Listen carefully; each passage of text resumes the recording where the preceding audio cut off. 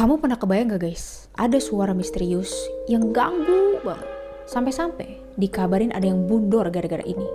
Kita bakalan dengerin suaranya di akhir. Padahal nih ya guys ya, suaranya tuh juga gak terlalu keras, cuma sekitar 10 Hz. Mirip-mirip tuh sama suara mesin tapi gak jauh-jauh.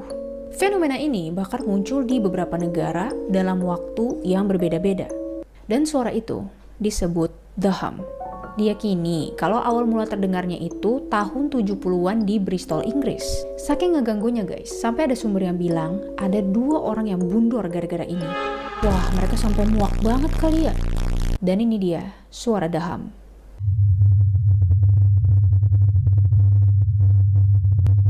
Yang baru dengar, coba share video ini biar makin banyak yang tahu. Oke, segitu dulu.